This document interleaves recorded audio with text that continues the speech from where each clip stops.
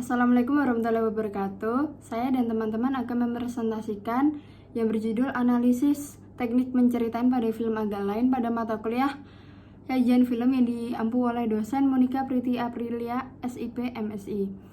Sebelum presentasi dimulai, perkenalkan anggota kelompok kami yang terdiri dari saya sendiri, Safa Salsabila dengan NIM 219622290, ada Salsabila Khairunisa dengan NIM 219622308, ada Novalia Amanda P dengan NIM 219622271, dan Putri Siva Seraya dengan NIM 219622312. Baik, di sini saya akan menjelaskan sinopsis pada film Agak Lain.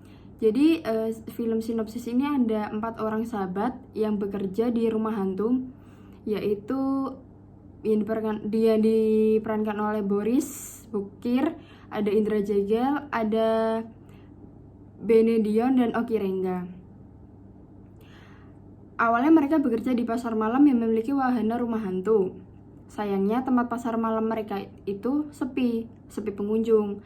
Lalu mereka mengubah konsep rencana yang baru untuk menarik perhatian pengunjung, yang bertujuan untuk menghindari kebangkrutan pekerjaan yang mereka miliki. Film Agak Lain ini dirilis pada tanggal 1 Februari tahun 2024. Selanjutnya, alasan memilih film Agak Lain ini karena menurut saya dan teman-teman adalah film ini sangat menarik untuk dibahas karena film ini menembus hingga 9,12 juta penonton, menduduki peringkat kedua film terlaris dalam sejarah perfilman Indonesia. Lebih menariknya lagi, film Agak Lain ini dilirik oleh negara Amerika, mencatat pencapaian terbaru menjadi film Indonesia pertama kali untuk ditayangkan di negara Amerika pada tanggal 22 Maret tahun 2024. Film Agak Lain ini juga dirilis di negara Asia Tenggara seperti di negara Malaysia, Brunei, dan Singapura. Oke, selanjutnya ada key facts. Nah, ini ada key facts di film Agak Lain ini diproduksi di perusahaan produksi Imaginary, rumah produksi yang bernama Imaginary, disutradarai oleh Muhammad Kli Anco, terus diproduserin oleh Dipa Andika dan Ernest Perkasa.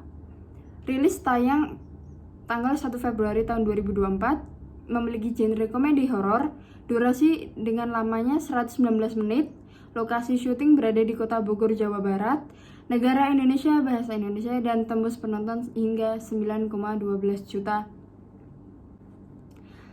Selanjutnya, teori yang akan digunakan akan dijelaskan oleh teman kita, yaitu Novalia Amanda.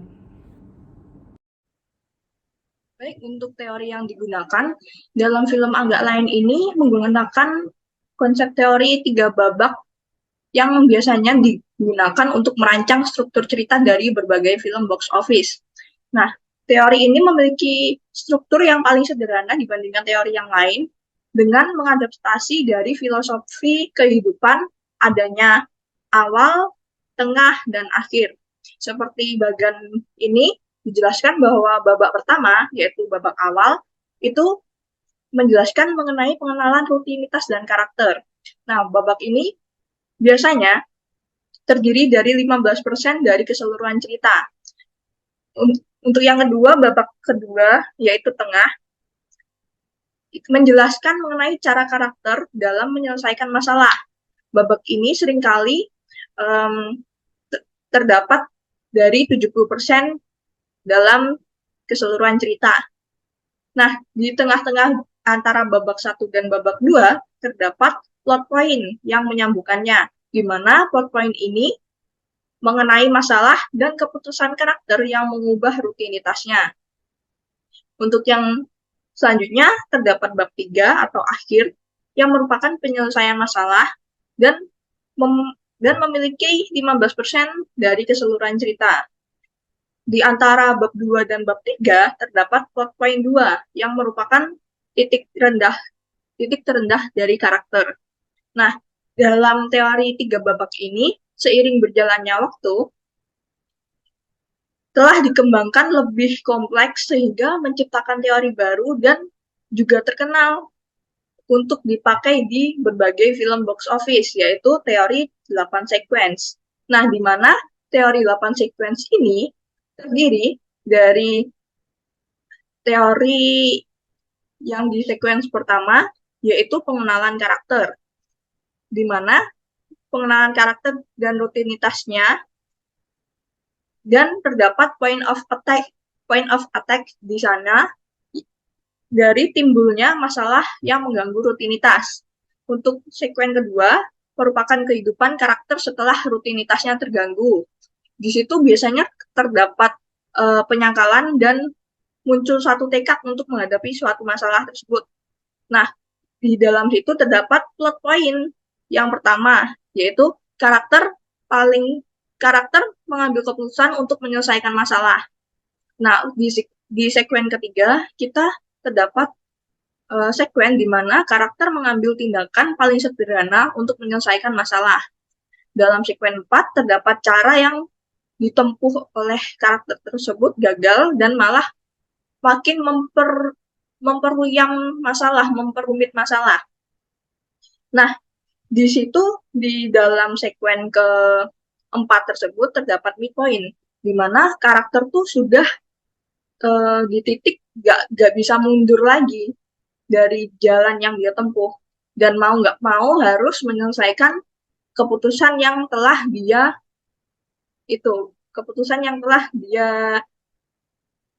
tetapkan dan menyelesaikan masalahnya. Nah, untuk sekuen kelima adalah saat-saat tenang atau saat-saat biasanya terjadinya suatu romance. Setelah itu terdapat sekuens 6 yang dimana karakter mulai menemukan cara penyelesaian masalah yang jitu. Nah, di sini terdapat plot point yang kedua, di mana titik terendah karakter, ia harus mau nggak mau menghadapi akibat dari keputusan yang telah ia buat. Lalu terdapat sekuen 7, yaitu masalah seolah-olah sudah terselesaikan. Jadi karakter merasa, oh masalahnya sudah selesai. Namun ternyata tidak seperti itu. Dan di sana terjadi suatu pertentangan antara apa yang dia inginkan dan apa yang dia butuhkan, yang berujung pada suatu resolusi yang yang kalau yang kebalikan dari segmen ke-8. Nah, di sini seringkali terjadi plot twist, di mana kejadian itu mengubah suatu resolusi yang salah menjadi resolusi yang benar.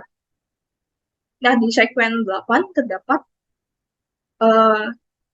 si karakter ini menemukan solusi yang benar dan akhirnya membuatnya bahagia. Seperti itu. Oke, selanjutnya tentang analisis teori babak 1. Di sini sudah terlihat ada scene-scene perkenalan.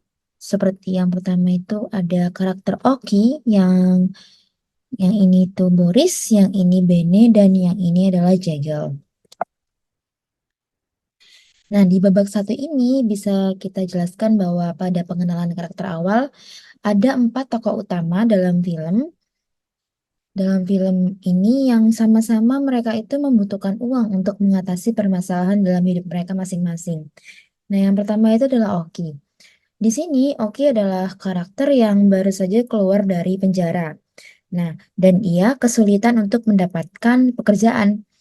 Di sini Oki sangat membutuhkan uang untuk biaya obat ibunya, sehingga ia mendatangi rumah hantu Boris, Jegel, dan Bene untuk bisa bekerja sama di rumah hantu mereka. Yang karakter kedua adalah Boris.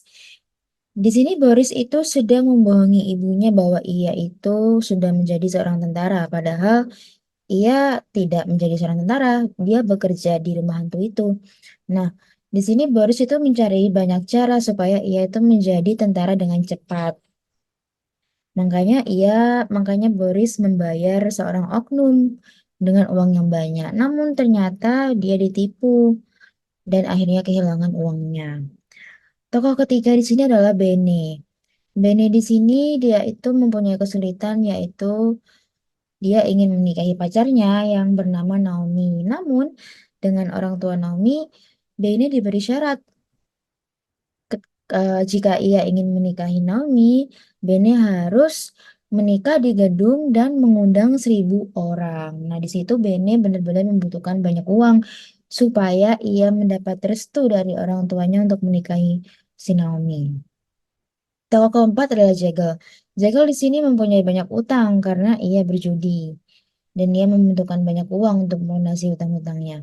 Bisa kita lihat yang baju merah ini itu adalah Oki, dia yang baru keluar dari penjara dan dia membutuhkan uang untuk biaya pengobatan ibunya. Yang di sini adalah Jekyll yang dia ini ingin membayar untuk menjadi tentara dengan cepat. Tuh, dan yang sini adalah Benny nih. Kalau aku bilang 1.000 ya 1.000. Nah, ini adalah perkataan dari Papa Naomi karena Papa Naomi ingin melakukan pernikahan putrinya itu dengan megah dan Benny harus bisa merealisasikan permintaan dari orang tuanya jika ia ingin menikahi Naomi. Dan yang foto keempat ini adalah Jekyll. Nah, di sini dia adalah orang yang berjudi dan seperti yang dijelaskan tadi, dia membutuhkan banyak uang supaya ia bisa melunasi hutang judinya. Untuk babak 2 sendiri ini sudah masuk ke konflik masalah di mana dalam babak 2 ini ada seorang bapak yang dia ini eh lagi jalan bersama selingkuhannya dan di saat itu ada istrinya ada istrinya itu juga jalan-jalan di pasar malam tersebut. Dan akhirnya si bapak ini disuruh oleh selingkuhannya masuk ke dalam rumah hantu. Nah, bapak ini itu punya riwayat jantung. Sehingga ketika dia masuk ke dalam rumah hantu, dia terserang ini jantung dan akhirnya meninggal di tempat. Dan akhirnya si Boris, Bene, Jegel, dan Oki, mereka berempat bingung kalau kalau mayat ini keluar, diumum di luar, pasti mereka bakalan dicap pembunuh gitu. Mereka takut akan dicap pembunuh. Di sini kan notabene si Oki baru keluar dari penjara ya. Jadinya mereka takut dan Oki nggak mau kalau dia masuk penjara lagi. Dan akhirnya keempat tokoh ini mereka akhirnya memutuskan untuk mengubur mayat ini di dalam rumah hantu. Nih, ini kuburannya. Mereka mengubur di sini. Nah, tetapi ternyata eh, akibat dari mereka mengubur di sini itu membawa banyak uang untuk mereka. Kenapa? Karena arwah dari bapak ini itu bikin rumah hantu ini tuh makin serem gitu, makin menyeramkan gitu. Seperti ada angin terbang dan arwahnya muncul, ada api muncul sendiri gitu. Nah, gimana caranya supaya arwah bapak ini tuh bergentayangan dan menakut-nakuti mereka? Jadi si Jegel mengeluarkan air mani di atas makam bapak ini. Nah, jadilah rumah hantu ini tuh viral gitu. Banyak orang datang ke sini karena rumah hantu ini tuh serem banget. Sudah viral di TikTok dan di video-video semacamnya gitu. Dan akhirnya ya mereka berempat menghasilkan banyak uang dari hasil mereka mengubur jasad dari bapak ini di rumah hantu. Dibantulah oleh arwah bapak ini gitu. Nah, babak 2 itu seperti itu konflik yang mereka alami dan bagaimana cara mereka mengatasi hal itu tuh. Nah, untuk babak 3 sendiri sudah masuk ke penyelesaian konflik ya. Di sini sudah mulai ketahuan nih, sudah mulai dicari kalau jasad sih. Kalau bapak ini tuh udah nggak muncul karena dia ini termasuk anggota parlemen, anggota termasuk orang penting gitu loh. Jadinya polisi mencari-cari mereka dan dicerita di film ini si selingkuhan ini sudah tahu kalau bapak ini meninggal dalam rumah hantu mereka berempat dan akhirnya mereka berempat memutuskan untuk membawa jasad ini supaya sementara dikuburkan di pemakaman yang disediakan oleh Oki untuk ibunya. Karena kan tadi sudah saya jelaskan bahwa ibu dari Oki ini sedang sakit ya. Jadinya kayak Sementara jasad ini akan dipindahkan ke makam yang disediakan untuk Ibu Oki. Nah, namun polisi sudah dengan cepat mendapatkan jawaban kalau mereka ini tujuannya ke pemakaman gitu, dan akhirnya ya mereka ketahuan. Dan ya mereka dipenjara dan terkena dakwa pidana selama 2 tahun 4 bulan. Dan ya setelah 2 tahun 4 bulan, akhirnya mereka keluar dari penjara dan mereka belajar dari kesalahan-kesalahan mereka. Dan ya untungnya di ending mereka mengunjungi pemakaman Ibu Oki yang sudah meninggal, dan Boris juga sudah berdamai dengan ibunya bahwa ya dia bukan seorang tentara gitu. Dan untuk Jegel, ya dia sudah melunasi hutang-hutangnya dan ya tidak akan berjudi lagi. Dan untuk Boris, ya alhamdulillah dia tidak ditinggal nikah oleh Naomi gitu. Mereka masih saling mencintai. Itulah babak ketiga dari film Agak Lain. Baik, selanjutnya kita masuk ke dalam kesimpulan. Kesimpulan dari film Agak Lain yang kelompok kami ambil memiliki genre komedi drama dan ditambah sentuhan horor di dalamnya patut diacungi jempol. Karena film yang disutradarai oleh Muhadli Aco mampu membuat para penonton diuji emosionalnya saat menonton. Karena di awal cerita para penonton akan dibuat tertawa dengan alur ceritanya, di pertengahan cerita para penonton akan dibuat takut dan panik, dan di akhir cerita para penonton akan dibuat terharu dengan alur ceritanya tersebut. Sekian presentasi dari kelompok kami, kurang dan lebihnya mohon dimaafkan. Wassalamualaikum warahmatullahi wabarakatuh.